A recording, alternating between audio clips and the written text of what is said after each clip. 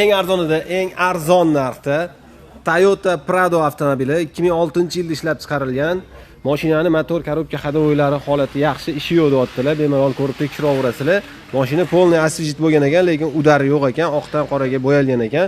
Balonlarning holati yaxshi turibdi, ko'rayotganingizda. Diskalari ham ancha yangi pokoleniya Pradolarniki qo'yib qo'yilgan ekan. Vitraviklar qo'yilgan. Xo'p. Salonlarning holati bitta ximchiki paribga qo'rsanglar o'zingiz uchun cho'tki bo'ladi. Atakja unaqa grob bo'lib ketmagan, zo'r.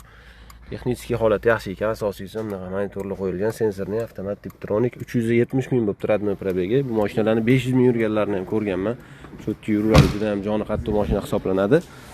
Xo'p, Racer Rabatiyaga tog'larda ham yuraveradigan, o'lmaydigan mashinalardan bittasi Toyota Prado 120 talik 2006 370 ming yurgan. Ishi yo'q ekan, bemalol tekshirib olasizlar. Eng arzon olib haydashingiz uchun 12900 bosib yuboringlar.